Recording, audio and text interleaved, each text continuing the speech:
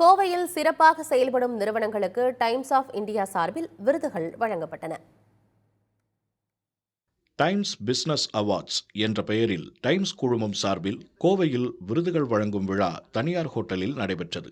இதில் கோவையில் செயல்படும் சிறந்த கல்வி நிறுவனங்கள், உணவு தயாரிப்பு நிறுவனங்கள், பொழுதுபோக்கு நிறுவனங்கள் என்பன உள்ளிட்ட பிரிவில் 27 விருதுகள் வழங்கப்பட்டன. நிகழ்ச்சியில் சிறப்பு விருந்தினராக பங்கேற்ற பாஜக மாநில தலைவர் அண்ணாமலை விருதுகளை வழங்கி கௌரவித்தார்.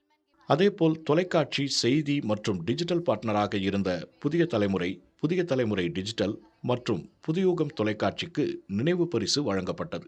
இதனை புதிய தலைமுறை தொலைக்காட்சியின் செயலாசிரியர் திருப்பதி பெற்றுக்கொண்டார். டிஜிட்டல் பார்ட்னர் புதிய தலைமுறை,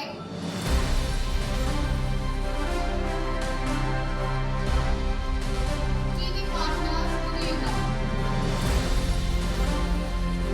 நியூஸ் பார்ட்னர் புதிய தலைமுறை. ஸோ எல்லாமே ஒரு பிக் ரவுண்ட் ஆஃப் அப்ளாஸ் கொடுத்துருங்க.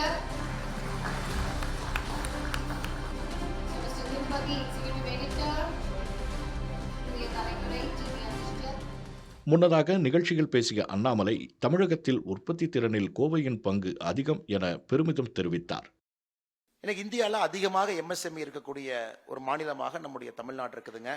கோயம்புத்தூர்ல 2.4 லட்சம் 2,41,000 எம்எஸ்எம்இ.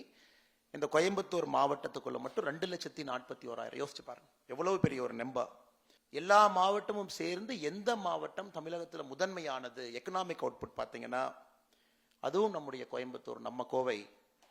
1,86,000 கோடி, 1,86,000 crore. கோயம்புத்தூர் டிஸ்ட்ரிக்டினுடைய GDDP, gross district domestic product, net economic output வேல்யூன்னு சொல்லுவாங்க. இது தமிழ்நாட்டினுடைய 7.5% ஜிடிபி. மொத்த தமிழகத்தினுடைய உற்பத்தி திறன் எவ்வளோ இருக்குதுங்க? இந்த ஒரு மாவட்டம் 7.5% கோயம்புத்தூர் இஸ் கான்ட்ரிபியூட்டிங். டைம்ஸ் குழுமத்தின் மூத்த நிர்வாகிகள், கோவையில் உள்ள பல்வேறு நிறுவனங்களின் உரிமையாளர்கள் உட்பட பலர் இந்நிகழ்ச்சியில் கலந்து கொண்டனர்.